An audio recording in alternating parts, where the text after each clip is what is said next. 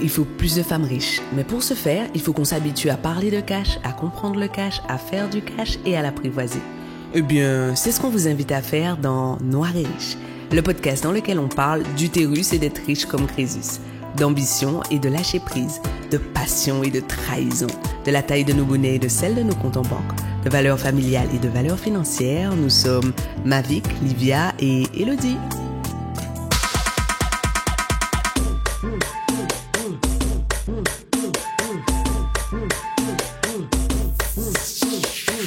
Bonjour messieurs, dames, bienvenue dans le podcast Noir et Riche. Nous sommes ravis de vous retrouver dans ce deuxième épisode. Avec moi, j'ai Mavic Bright. Hello Mavic.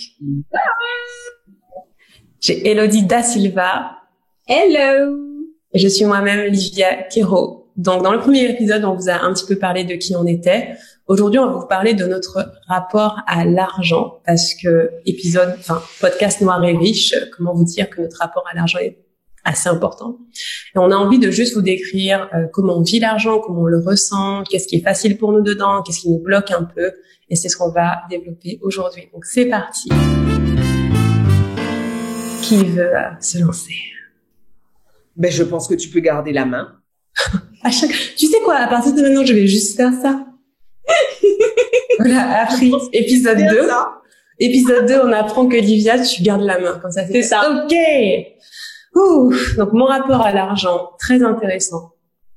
Alors, moi, j'ai beaucoup eu une mentalité de personne fauchée. On va dire ça comme ça. J'ai grandi dans une famille modeste, je viens de Guadeloupe. Ma mère, c'était une mère célibataire, elle avait 3 enfants, elle s'occupe aussi de 2 personnes handicapées. C'est vraiment la hustleuse par définition qui va bosser, fait des trucs, fait tous ses achats à crédit. Elle me dit tout le temps, n'oublie pas le 400 frais, Livia. Et quand j'ai grandi, j'avais vraiment envie d'être riche de façon à ne plus faire de 400 frais, non, je rigole. Mais surtout de façon à ne pas être limitée dans mes achats. Après, j'ai grandi, je manquais vraiment de rien. Pour le coup, je manquais de rien. Mais j'avais quand même cette mentalité de, il y a pas beaucoup, donc on fait avec ce qu'on a. Et du coup, ce que j'ai dû beaucoup traverser, c'est, premier palier, c'était qu'une fois que j'ai eu de l'argent, j'étais une dépensière compulsive. Mais alors, les chaussures, les fringues, les sorties, je disais non à rien. Mais quand je vous dis rien, même dire non me faisait me sentir pauvre. Et je suis la personne qui, le 3 du mois, était à découvert, quoi. C'est moi, this is me. Je l'admets. Et donc, le 3 du mois, j'étais à découvert. Et je suis la personne qui a bossé 3 ans et qui est sortie sans aucune économie. Genre, rien. 1 000 € pour partir, comme j'avais dit dans le premier épisode. Et du coup, beaucoup de mon travail sur l'argent, c'était lié à ma capacité à recevoir et à garder. Donc, les deux sont assez importants pour moi. Et aujourd'hui, j'ai un rapport à l'argent qui est que l'argent, je le gagne facilement. C'est pas du tout dur pour moi comme chose, comme aspect de la vie. Je pense que peut-être que j'en suis arrivée à ce stade. Enfin, c'est évident que j'en suis arrivée à ce stade après beaucoup de travail, mais l'endroit où je suis aujourd'hui, c'est que pour moi, l'argent, c'est facile. Tu me dis, je veux gagner 10 000 € ce mois-ci, je te dis, ok, enfin, voilà, tu me dis tu veux gagner 100 000 €, ok. Enfin, il y a pas de souci. Enfin, tout est possible. J'ai vraiment pas. Pour moi, c'est vraiment pas un sujet de comment on le gagne parce que je pense qu'on a tous les talents pour le gagner. Et je pense que c'est même des compétences de le gagner. Donc tout le monde peut apprendre. Maintenant, là où mon travail continue, c'est le garder parce que j'ai identifié avec tout le travail que je fais sur moi, notamment. Je soigne mes traumas, je soigne mes blocages. Bref, ça, je vous en parlerai une autre fois. Tout mon travail sur le soin des traumas, notamment, c'est arrêter de trop donner. Ça, c'est mon problème numéro 1. Je donne tellement que presque je justifie le fait de gagner de l'argent par le fait que je vais le donner après. Et donc là, c'est mon apprentissage de ces jours-ci, c'est de mettre la générosité pour moi d'abord. Donc c'est là où j'en suis dans mon rapport. C'est que au début, recevoir, c'était dur pour moi. Je me sentais pas à la hauteur, donc j'étais tout le temps fauchée. Mais par contre, je dépensais, n'est-ce pas? Maintenant, recevoir, c'est pas du tout difficile pour moi, mais garder, c'est vraiment mon chemin. Et une fois que voilà, je suis capable de recevoir et garder, donner se fait de façon tellement plus saine. Donc voilà où j'en suis. Pardon, mais à chaque fois j'ai envie de dire si vous avez des questions, allez-y. On va faire un podcast en direct. La force de l'habitude, tu sais. Vas-y, Elodie. Oui, alors écoute, moi on est 4 dans la famille, frères et sœurs, et donc j'ai grandi avec mes 2 parents et mon père. Au début, il était cheminot à la SNCF, donc on était dans un petit HLM dans le 93. Et success story, mon père a créé ses sociétés, rien à voir avec des formations ou quoi que ce soit. Mon père n'a pas du tout fait d'études et il a explosé littéralement. Donc notre mode de vie a explosé du jour au lendemain. On est passé du HLM où on était tous dans la même chambre à la grande maison qu'il avait fait construire. Enfin, c'était génialissime avec 2 chiens. Enfin, tu vois vraiment quoi. Et mais avec le même gars que mon père, on l'a déjà pris dans la rue pour le chauffeur, en fait. Parce qu'avec le même gars qui se balade en claquette et en jogging, mais qui est dans sa Mercedes, tranquille, tu vois. Donc moi, j'ai toujours eu ce côté, ouais, mais en fait, tout est possible. En fait, lundi, tu peux être dans un HLM et mardi, tu peux être dans une villa, tu vois. Donc, et en fait, faut te dire que moi, mon père, c'était, on avait tous des rêves, les enfants, et on a tous pu les faire. Il y a jamais eu de question d'argent. Jamais, tu vois. Mon frère, il a voulu partir faire des études de musicien à Cuba. On n'a jamais su vraiment c'est combien t'es parti. Moi, je suis partie vivre à New York, à Londres, à Toronto, à Glasgow. Mon père, il a tout financé. Tu vois, c'était l'argent n'était jamais un problème pour atteindre tes rêves. La question, c'était toujours est-ce que tu veux vraiment le faire? Est-ce que c'est vraiment ça que tu veux, tu vois? J'ai voulu faire l'école de commerce, etc. Mon père, à chaque fois, je lui disais ouais, mais c'est temps. C'est pas ça la question. Est-ce que tu veux vraiment le faire? Est-ce que c'est ça que tu veux, tu vois? Donc moi, aujourd'hui, j'ai exactement le même rapport à l'argent, en fait. C'est, me parle pas du prix, me parle pas de ouais, mais c'est pas raisonnable. Alors ce mot-là, je le déteste. C'est est-ce que tu veux vraiment le faire? Et j'ai gardé aussi ce côté, mon père, du coup, il a toujours organisé sa vie pour que, si demain il y a un de ses enfants qui a un rêve, pour faire des études à Tokyo dans une école de machin, l'argent, il est là. Donc moi, j'ai repris tout ça. J'ai repris ce côté, tout est possible du jour au lendemain. J'ai repris ce côté, si tu veux le faire, tu me poses pas la question du prix. Et j'ai repris ce côté, tu dois avoir à côté au cas où. Donc ça, tu vois, je suis complètement l'inverse de toi là-dessus, Livia. Moi, j'ai des comptes en banque au cas où. Si demain, j'ai un crush sur une maison, une voiture ou quoi que ce soit, c'est là. Tu vois, c'est là. Et faut pas me dire c'est combien, c'est quoi. Si je veux, c'est là. Et je l'ai aussi beaucoup ce côté depuis que j'ai mon fils, tu vois, où l'idée c'est aussi que si demain il me dit mais maman, qu'est-ce que ce serait cool quand même de faire un voyage linguistique en Australie, c'est si tu veux le faire, ben vas-y go, tu vois. Donc c'est un petit peu ma vision de l'argent, tu vois. Et je pense que ce qui fait que j'ai aucun blocage là-dessus, c'est comme je te dis ce côté du jour au lendemain, tout peut se débloquer en fait. Et à partir du moment où tu y crois, ça se passe, hein, parce que c'est ce qui s'est passé pour moi vraiment. Vraiment. Il suffit juste de l'intégrer. Tu l'intègres et c'est bon. En fait, t'as eu cet exemple de shift rapide, quoi. Ce truc de un jour tu peux être pauvre et le lendemain tu peux être riche. Donc, à chaque fois, c'est possible. C'est trop intéressant. C'est ça. Mais est-ce que tu te rends compte en plus que ce shift, il va juste contre tout ce qu'on te dit toute ta vie? Un mec qui a pas fait d'études, un mec noir qui arrive en France après, il est pas né en France, qui a plein d'enfants, sa femme elle a pas fait d'études, elle travaille pas, tu vois.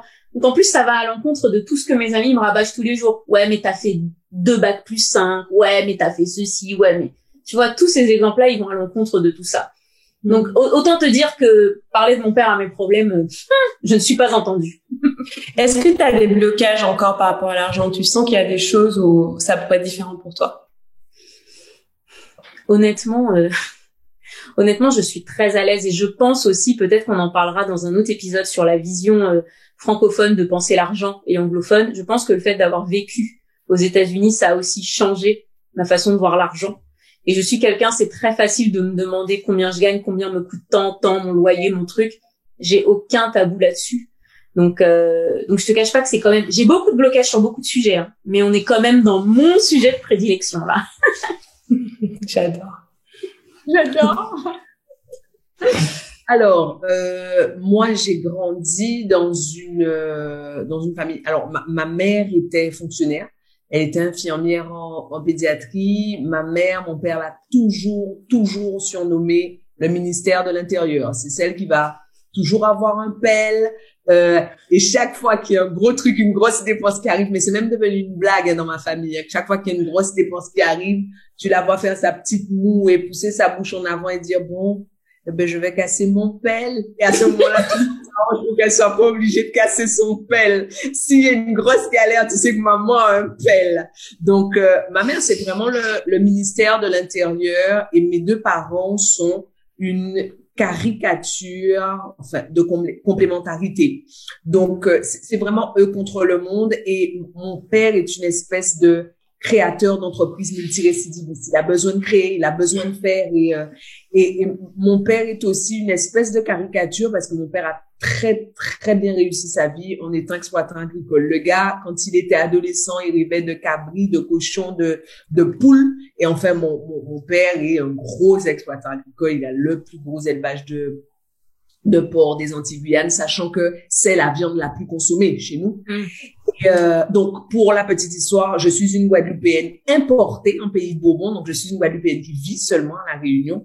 Et donc, mon père étant un créateur multirécidiviste, mon père a grandi dans une famille modeste, est un terme pudique par rapport à la vérité. Mon père a grandi pauvre.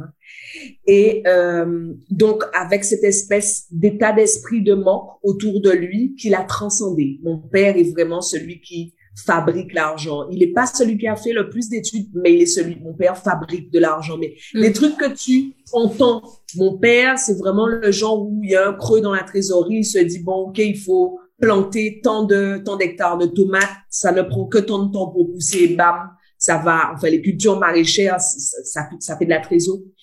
En revanche, je suis donc l'enfant d'un père agriculteur qui partait de chez moi parfois à 2 heures du matin pour aller aider ses trouilles à mettre bas. Et je suis l'enfant d'une infirmière, donc qui, lorsqu'il y avait astreinte pour les cyclones, etc., n'était pas là. Donc, je suis l'enfant de 2 parents qui travaillent énormément. Donc, il y a de l'argent, mais on le gagne à la sueur du front. Et c'est ce qui est dit à la genèse de la Bible et qui fait que dans l'univers judéo-chrétien, c'est si difficile d'accepter de recevoir l'argent facilement, puisque à la fin de la Genèse, il est dit comme punition suprême à Adam, tu gagneras ton pain à la sueur de ton front. C'est judéo-chrétien. Et même lorsqu'on n'est pas judéo-chrétien, il y a cette espèce d'emprise de la culture. Donc, j'ai grandi comme ça. Et je ne me suis pas rendu compte. Je n'ai pas vu à quel point cette pensée limitante était ancrée en moi. Au début, ça pose pas de problème quand tu es en train de monter ton business. Ça ne pose pas de problème parce qu'il faut bosser. Que tu aies de l'énergie, que tu aies pas d'énergie, il faut donner ce que tu as. Il faut aller chercher la gagne. C'est ce qu'Élodie disait quand elle disait, enfin, hard work. Il faut y aller. Donc, au début, ça te pose pas de problème et ça légitime l'arrivée de l'argent. Ça, à tel point, chez moi, c'était tellement ancré que après ma faillite, mais on en reparlera, mon 3e business a été un business de cake design. Parce que pour faire du cake design, tu dois travailler la nuit, tu dois travailler. Donc, c'était légitime pour moi de gagner de l'argent. Jusqu'au moment où je me rends compte que j'ai appris tout ce que j'avais besoin d'apprendre et je veux passer à un autre business où je gagne de l'argent différemment. De tous les gens que je connais, je suis la seule à gagner sa vie sur Internet. Je suis la seule à gagner ma vie grâce aux réseaux sociaux. Et pour 90% des gens, les réseaux sociaux, c'est pas du travail, c'est de l'amusement.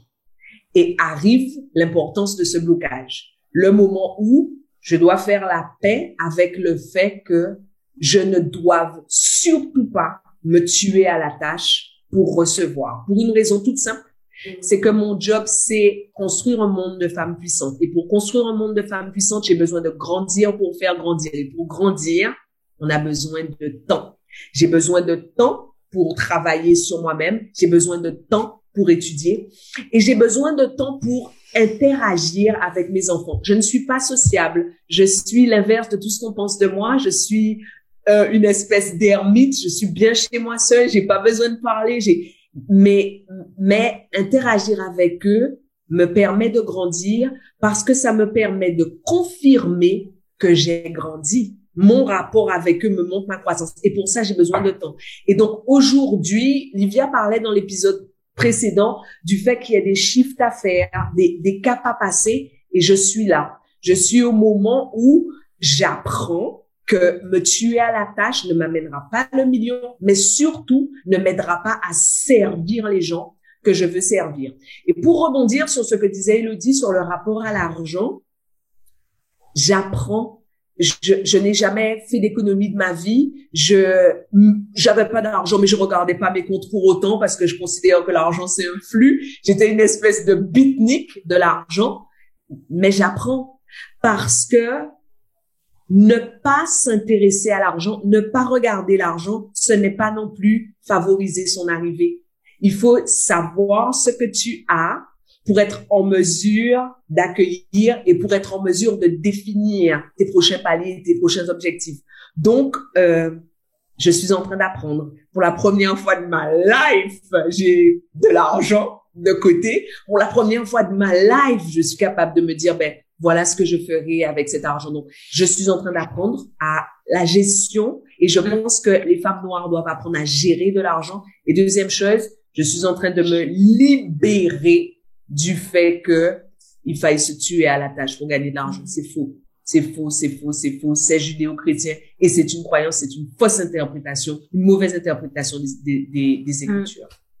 Wow, ça me parle beaucoup ce que tu dis parce que moi, comme je vous disais, j'ai pas souci à générer de l'argent, mais ce qui a failli planter ma boîte, c'était que je l'avais trop donné.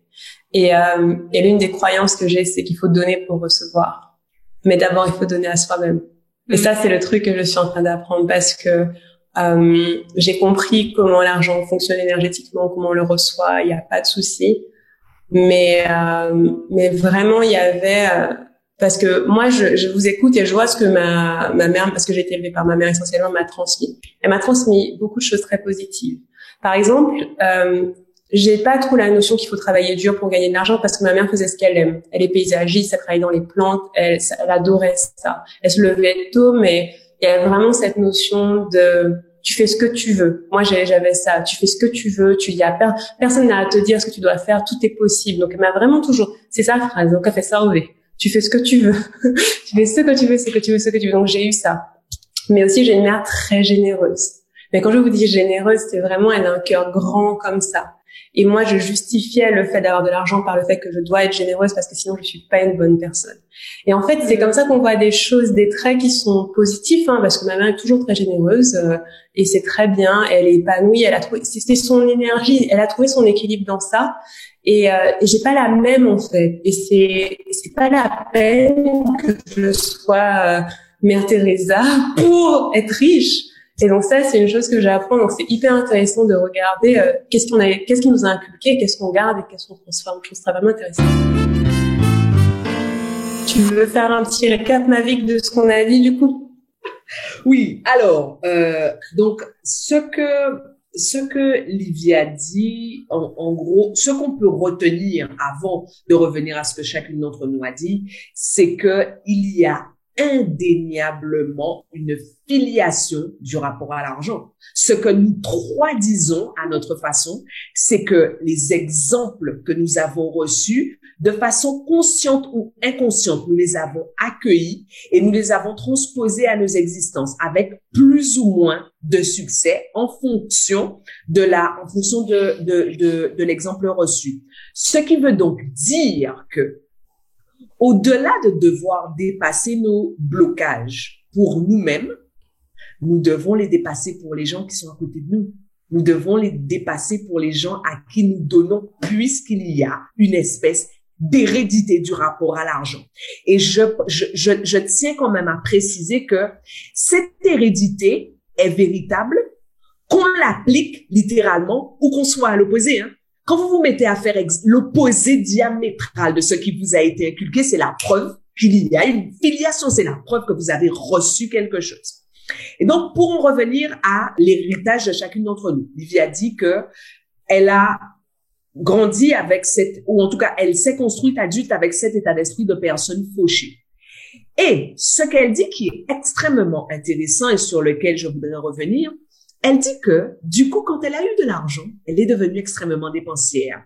Système d'activation réticulaire, le biais de confirmation. Notre cerveau cherche dans la réalité la confirmation de ce dont il est convaincu. Et comme son cerveau était convaincu d'être fauché, son cerveau s'organisait pour le 3 du mois, être fauché. Ce que nous pensons au sujet de l'argent détermine la façon dont nous allons nous comporter vis-à-vis de l'argent. Et donc, elle dit que ça va tellement loin qu'elle a compris comment générer plus pour en recevoir plus et elle continue à donner, à ressortir. Toujours la même chose. Et donc, ce contre quoi elle est en train de se battre, c'est le fait de rétablir une espèce d'équilibre selon lequel la générosité commence par elle. Charité bien ordonnée commence par soi-même. C'est ça qu'elle est en train d'apprendre. C'est extraordinaire de se rendre compte que même riche, On a des problèmes de pauvres. C'est ça la vérité. C'est que on arrive avec un héritage et qu'il faut qu'on soit conscient de cet héritage. Ce qu'Élodie, elle dit, c'est « Je suis l'incarnation du champ des possibles. Je suis l'incarnation de la largeur du champ des possibles. » Elle dit « On part du... » Vous pouvez arrêter de ricaner, vous moquer de moi un peu. Vous voulez que les gens en nous regardant se moquent de moi. C'est génial. Mais tu fais ça tellement bien. On est en admiration. Je te jure. Oh là là, je suis l'incarnation, j'adore, continue. Vas-y. Ah ben oui, j'y fais le continue.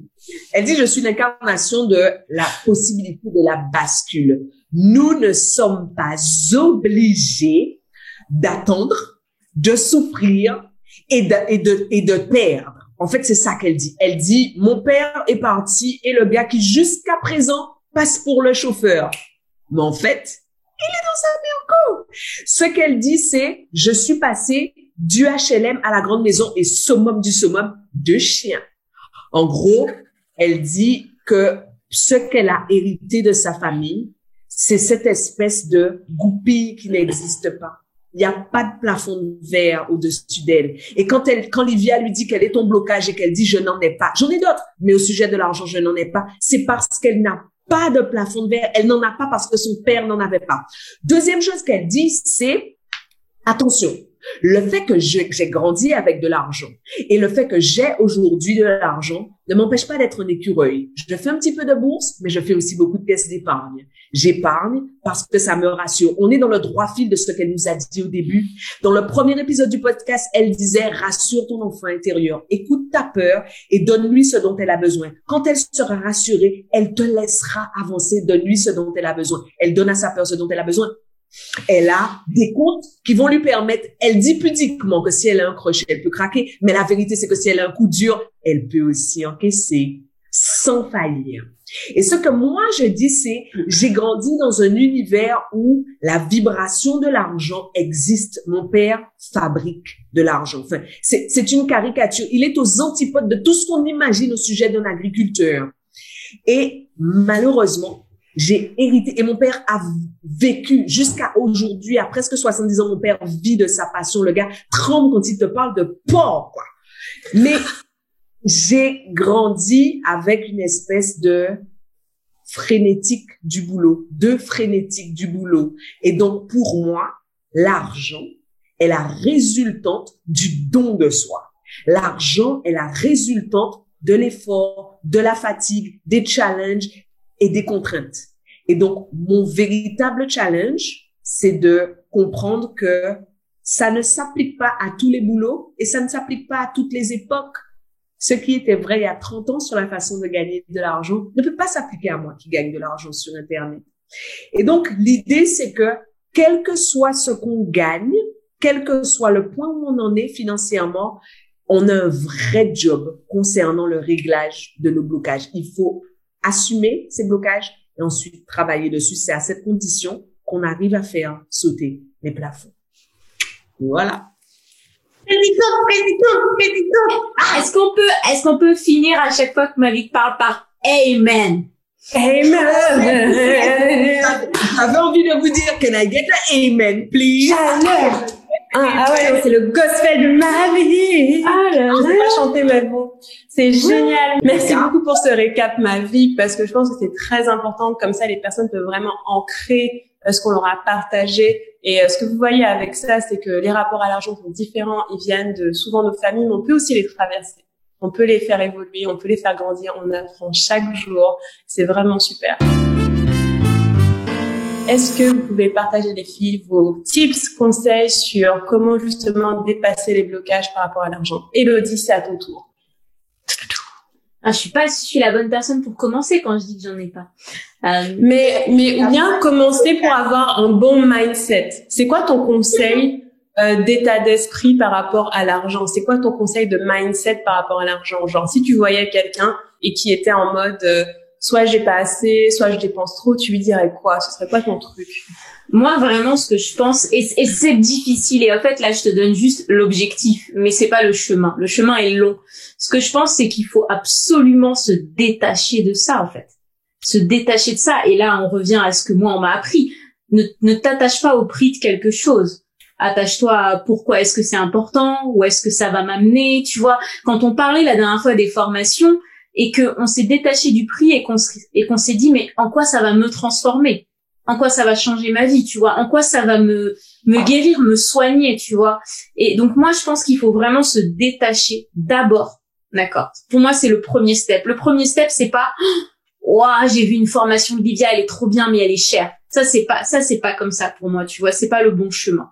Le bon chemin, c'est, waouh, j'ai vu ça, elle est super. Qu'est-ce que ça va m'apporter? Où est-ce que ça va m'amener, tu vois? Où est-ce que je vais aller avec ça? Et après, parce que moi, je reste persuadée que si on a répondu à toutes ces questions, on trouvera le moyen, on trouvera l'argent, j'en suis persuadée. Mais vraiment, même s'il faut payer en 10 fois, etc., on trouvera le moyen. Et après, on rentre dans l'argent. J'ai l'impression que la société d'aujourd'hui est encore plus, parce que je prends souvent l'exemple, vu que j'ai vécu beaucoup dans des pays anglophones, le premier frein, c'est toujours l'argent, en fait. Je pense qu'il faut se détacher de ça. Ça serait vraiment mon conseil, en fait.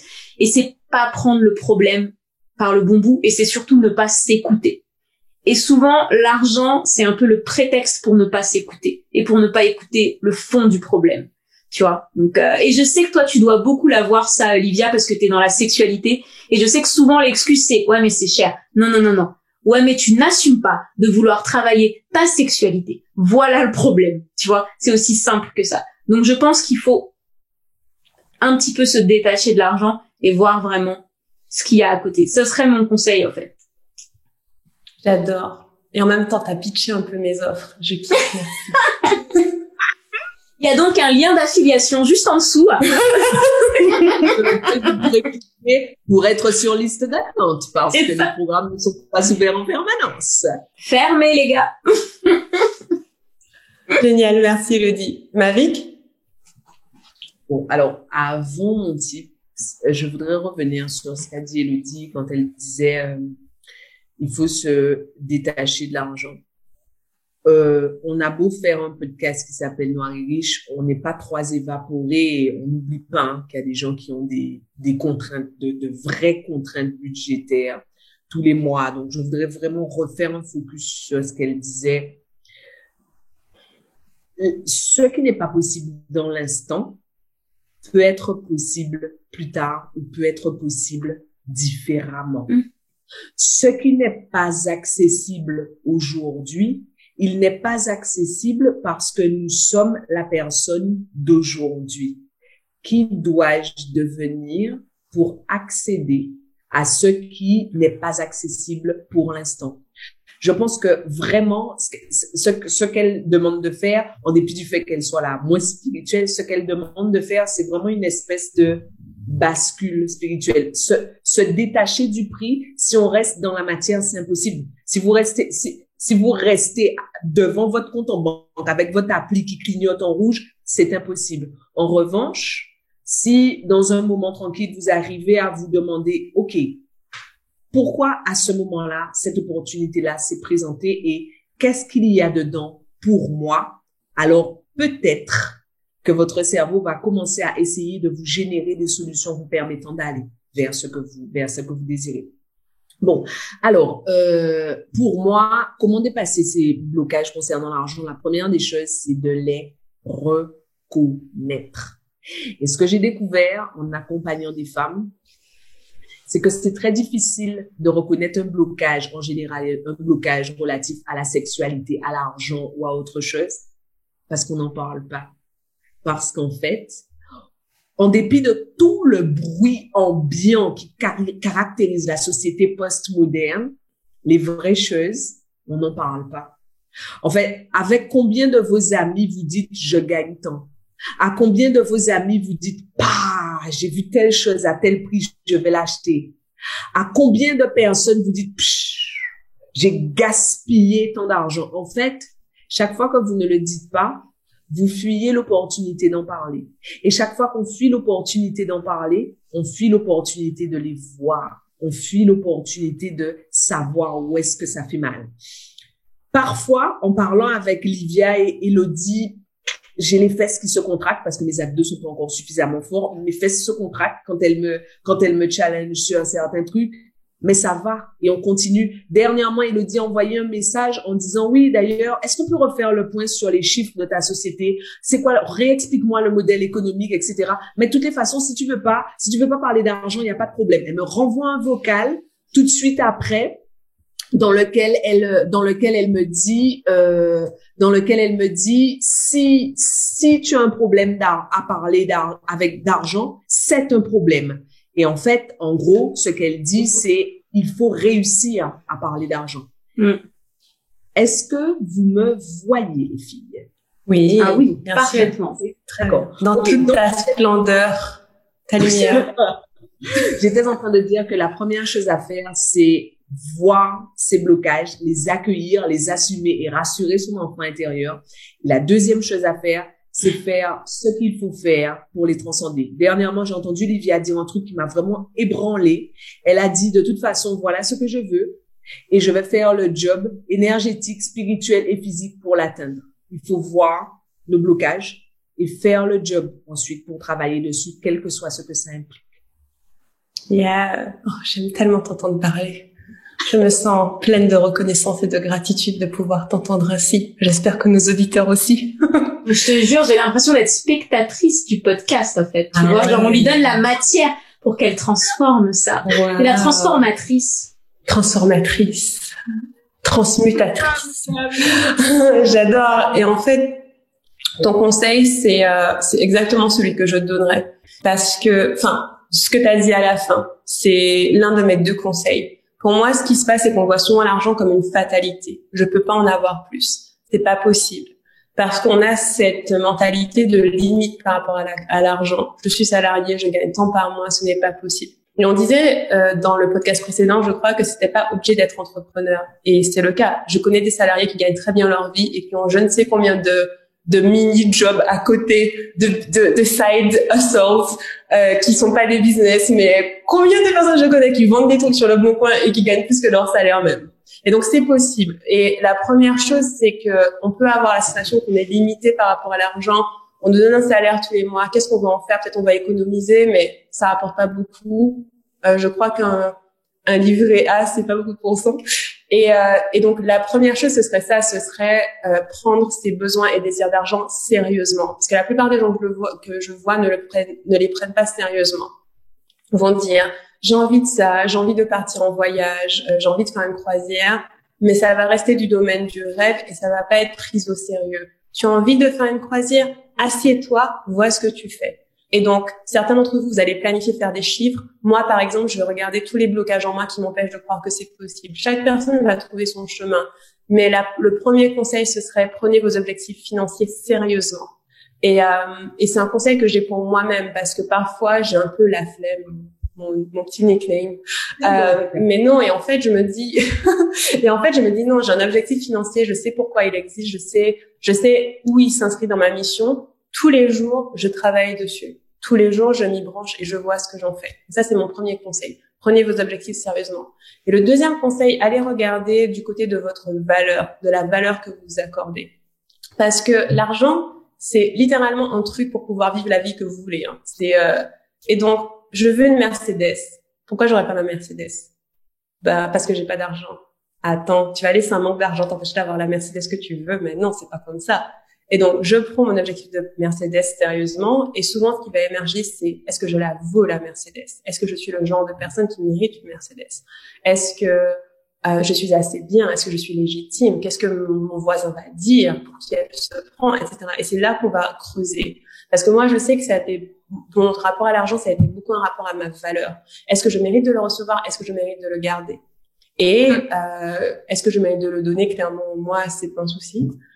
Mais est-ce que je mérite de le recevoir? Est-ce que je mérite de le regarder? Donc, ces 2 choses-là, prenez-les sérieusement. Arrêtez d'avoir des rêves financiers parce que franchement, la plupart des trucs coûtent pas si cher que ça. Enfin, c'est un petit peu une phrase de riche, mais la plupart de vos rêves, ils coûtent pas si cher que ça. Vous voulez un rêve de voyage? Franchement, quelques milliers d'euros, c'est fait. Et il y a moyen de les obtenir. C'est vraiment, prenez-les sérieusement et accordez-vous la valeur. Vous valez cet argent, vous valez ce qu'il achète. Donc, voilà, ce seraient mes conseils. Moi, les filles, en nous entendant parler, il y a 2 choses qui me viennent et je rajoute un petit truc à ce podcast. J'ai envie quand même de donner à nos auditrices deux petits exercices en fait. Le premier, les hommes sont des femmes comme les autres aussi. Hein. Pas oublier. Ouais, mais bon, diva que je suis, je vais assumer que je parle aux femmes. Ça me va très bien. Deux exercices. Le premier, c'est qu'en fait, quand je nous écoute, je me dis que si tu es devant ton écran et que tu regardes et que tu dis ouais, mais attends, elle est mignonne. Elle, si tu veux une Mercedes, tu peux l'avoir, mais qu'est-ce qu'elle en sait? Moi, c'est compliqué, c'est ceci. Vraiment, pose-toi la question de qu'est-ce que ça te fait tout ce qu'on est en train de dire en fait. Qu'est-ce que ça te fait? Qu'est-ce que tu ressens en fait? Qu'est-ce que ça te fait factuellement? C'est-à-dire, ça t'énerve, ça déclenche de la jalousie, ça te donne envie d'aller travailler quelque chose, ça te donne envie d'aller regarder en toi. Je pense que c'est hyper important que tu te poses et que tu dises qu'est-ce que ça me fait. Et le deuxième exercice un peu plus fun que moi je me suis amusée à faire quand je suis revenue des États-Unis et que je me suis réinstallée à Paris, et c'est Manuela qui m'a fait penser à ça, c'est parle à tes amis d'argent. J'ai acheté ci à temps, mais vraiment, t'es en soirée avec tes amis, oh, ça tu l'as acheté combien, j'adore. Parle à tes amis, mets les gens mal à l'aise, mets l'argent au centre des conversations, d'accord? N'aie pas peur de dire, oh là là, mon fils là, je viens de lui acheter une poussette.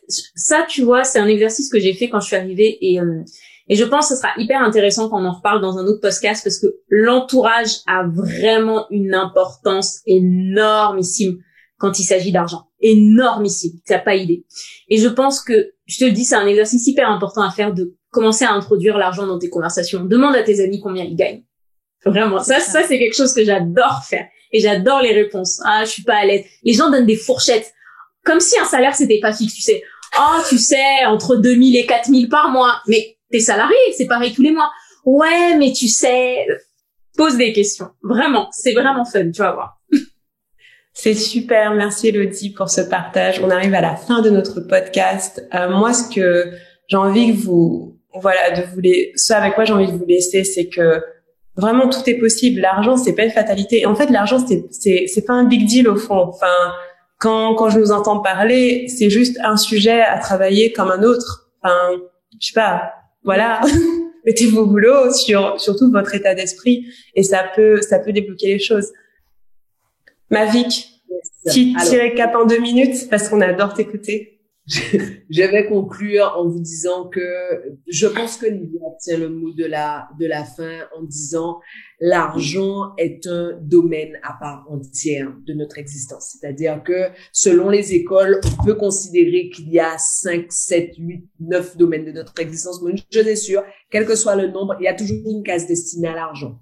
Et en fait, il y a quelque chose de terriblement néo-moderne, un peu bobo gaucho à ne pas parler d'argent. Et en fait, ce qu'on est en train de faire, c'est qu'on est en train de perpétuer l'état d'esprit de manque dans lequel la société post-moderne nous a posé. Cet état d'esprit de rareté dans lequel la société post-moderne nous a placé. Alors, maintenant, on va faire le récap sur les tips. Ce qu'Elodie disait, c'est que pour elle, la meilleure façon de se défaire d'un blocage relatif à l'argent est de s'en détacher, mais de s'en détacher réellement. C'est-à-dire questionner la valeur, l'importance, l'intérêt de ce qu'on veut acquérir.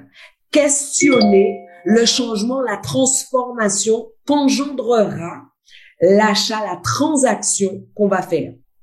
Ce qui veut donc dire que elle dit finalement, elle l'a pas dit, mais c'est ça la conclusion. Finalement, parfois, ça aura pas tant de valeur que ça, vous allez pas acheter. Et d'autres fois, vous allez vous rendre compte que la valeur est tellement profonde, va tellement au-delà du simple ring light que vous voulez vous acheter pour avoir un teint healthy. Vous allez vous rendre compte que ça touche à tellement plus de choses que ça, que vous allez vous dire, je vais m'organiser, différer les choses ou devenir quelqu'un d'autre pour accéder à ce niveau d'acquisition. Ensuite, ce que Livia dit, c'est prenez au sérieux vos ambitions, vos rêves et votre désir d'argent. Désirer n'est pas l'opposé de la gratitude. On peut être dans la reconnaissance, dans la gratitude, être infiniment satisfait de ce qu'on a et se dire, puisque j'ai réussi à avoir telle chose, je peux en avoir encore plus. Et ce qui est sous-jacent à ce que Livia disait, c'est Elle a dit quelque chose qui peut avoir l'air extrêmement choquant. Elle a dit, ouais, mais en vérité, la plupart des choses coûtent pas si cher que ça. En fait, pour traduire ce qu'elle dit dans des termes politiquement plus corrects et plus scientifiques, c'est que la plupart du temps, ce que nous voulons est paramétré sur ce que nous pensons mériter. Le système d'activation réticulaire. C'est-à-dire que, en fonction de ce que vous pensez mériter, pensez être légitime à recevoir, alors vous allez calibrer vos rêves. Mais quel que soit ce que vous pensez, prenez au sérieux ce que vous désirez. Le désir n'a pas à rester une chimère. Le désir peut se transmuter en intention et ensuite en objectif. Et après, faites le job. Ensuite, ce que moi je dis, c'est pour dépasser un blocage, il faut le reconnaître. Et pour reconnaître quelque chose, il faut accepter son existence. Et pour accepter l'existence de l'argent, il faut parler d'argent. Il faut, au début, c'est normal que vous soyez constipé, hein, puisque personne ne parle d'argent et que tout le monde dit, oh, l'argent fait pas le bonheur, on n'a pas besoin de thunes, on n'a pas, va acheter les chaussures orthopédiques de ton enfant et tu vas voir si tu as pas besoin d'argent. Moi, ça m'a fait tout drôle quand j'ai acheté les chaussures orthopédiques de mon fils. Mais c'est ça la vérité. Et en fait, parlons-en pour que ça ne soit plus un tabou. Parce que le jour où ça ne sera plus un tabou, les désirs seront assumés. Et le jour où les désirs seront assumés, plus nombreuses seront les personnes qui gagnent de l'argent. Et imaginez ce que serait la Terre s'il y avait plus de gens bien qui gagnaient beaucoup d'argent. Amen. Exactement. Amen. Amen. Amen. Faut tellement finir là-dessus. C'est clair. Bon, ben, on vous laisse, mesdames. Voilà, on espère que vous êtes en train de dire Amen chez vous. Merci, Manuela. Merci du fond du cœur pour cette superbe conclusion. Nous voilà à la fin de l'épisode 2 de Noir et Riche. Merci à vous tous de nous avoir écoutés. On va célébrer parce que c'est la fin. N'oubliez pas de faire une petite capture d'écran, de la mettre dans vos stories Instagram et de nous taguer. Merci beaucoup. C'est clair. À chaque épisode, j'ajoute un peu de promo. Bisous, bye bye. Il faut plus de femmes riches. Mais pour ce faire, il faut qu'on s'habitue à parler de cash, à comprendre le cash, à faire du cash et à l'apprivoiser. Eh bien, c'est ce qu'on vous invite à faire dans Noir et Riche, le podcast dans lequel on parle d'utérus et d'être riche comme Crésus, d'ambition et de lâcher prise, de passion et de trahison, de la taille de nos bonnets et de celle de nos comptes en banque, de valeurs familiales et de valeurs financières. Nous sommes Mavic, Livia et Elodie.